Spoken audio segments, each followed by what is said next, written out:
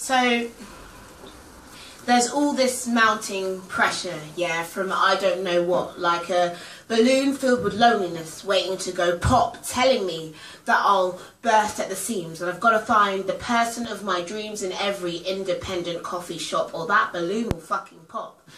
And you'll be left thinking, I've got to be with someone or I'm left with me. Now, trust, that's a messed up philosophy, because how can you love anyone if you don't love yourself? Take a book off the shelf and read until the pages are wrinkled and the evening is sprinkled with a mad sparkle of contentment. The kind that says, this is great and I'd like to share it. So you do. Swipe left, swipe right, pray to God that you just might come across enough Tinder matches to ignite that fire you were terrified isn't there, that spark, that flame, that all-consuming love affair that you heard about from a friend of a friend who whispered in your ear that anything is possible if you just believe in love. Sorry, love, but I call bullshit. Now understand that I'm not a cynic, but it's a four-letter word that I've so often heard, and despite everything that I've learned over the years, it's become abundantly clear that I could fit that knowledge on the end of a thumbtack, because the overwhelming fact is that there isn't a right or a wrong, there are just choices. We just are, and it just is. So I meet you and make sure to say, let's keep it casual, because of course that is what is naturally in the best interest for both of us. Nothing much to discuss. Maybe if we're clear from the start, we don't have to worry about breaking each other's hearts. We'll keep dancing because it's fun and we're not hurting anyone, and I'll have no problem in saying that you never cease to amaze when I realise that you've worn the same jumper for 5 days.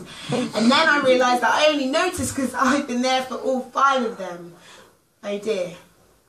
Ever thought of yourself as the kind of person who could dismiss feelings at the drop of the hat? I thought I was really great at that I could start something that I knew would come to an end, tilt my head to the left and ask if we could still be friends, because I felt love and it can be fantastic. But there's something to be said for all the other shit, that this is really just for now shtick. I thought I was bloody great at it.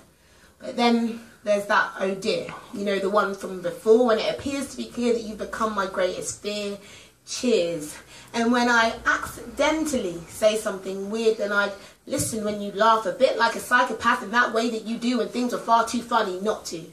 And it's that way you gave me your wind-up dinosaur because you foresaw me being lonely on the 2-minute journey to the shop, and then here we are again. Oh dear. And I realise it's too late to go back to the date when this was great in a disposable kind of way. So now when I say, yeah, let's keep it open, I'm kind of hoping that there'll be enough belief in the way that we feel that one day we'll wake up and know that this is the real deal. But it's not. And we both know it, at least not for right now, and neither of us have the power to make it work. And surprisingly, it hurts to know that there'll be a definite end to this. Because the sad thing is that these inevitable ends can be somewhat sticky. It can be kind of tricky to extract yourselves from each other's lives, and right now you seem to make each other thrive. I can see there are some casualties from these casual ties. And when I look into your eyes as we kiss goodbye, I know that none of it was lies, that this was for now, and that's perfectly all right. I just might miss the way that we say goodnight. Good night. Woo!